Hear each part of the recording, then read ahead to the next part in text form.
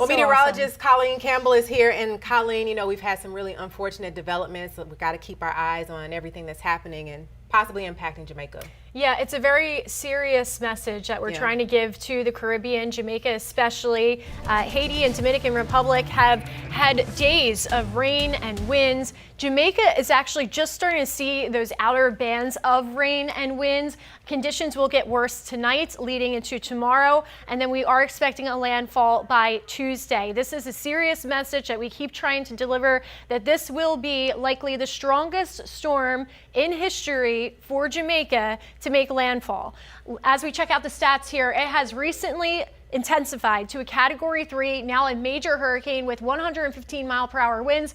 Pressure's down to 967, still moving extremely slow to the west at 3 miles per hour. The problem when it moves that slow is it just dumps rain on top of rain on these areas, and these are mountainous areas, so landslides are also a huge threat that's added to the mix of hazards that's out there for these areas. All right, so here's the latest cone from the National Hurricane Center. It will strengthen to a Category 4, and yes, eventually a Category 5. By the time that it makes landfall in Jamaica, it's likely going to be a Category 5 hurricane with 160-mile-per-hour winds. If it's not that, it will be a strong Category 4, and Jamaica has not seen a direct strike of a system of this magnitude since we've been keeping records. So that's why we keep driving that serious message home.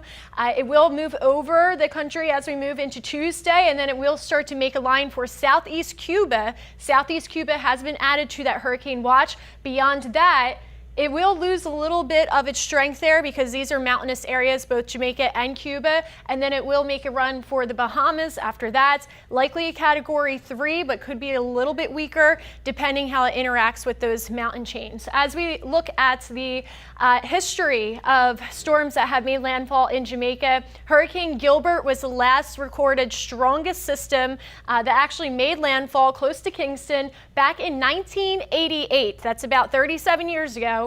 At least 45 people died. There was about 700 million in damage. 80% of roofs were destroyed, mostly for homes and agriculture. There's a huge loss, mainly the banana crops. But this is a system that happened 37 years ago, and it was just a Category 3. So that's why we keep trying to deliver that message home. Also, watches and warnings. Jamaica is still under that hurricane warning, and then that hurricane watch is in effect for Cuba. For the headlines here, again, we are looking at Category 5 landfall projected for Jamaica Tuesday. Could be as early as Monday night, though, so keep that in mind. Life-threatening flash flooding is ongoing throughout the weekend into early next week, as well as landslides, and we also have to watch out for Cuba that has been added to that hurricane watch. More so for the timeline of Tuesday, Wednesday. All right, getting to our local weather here, stepping out of the picture so you can see all that rain out to the west.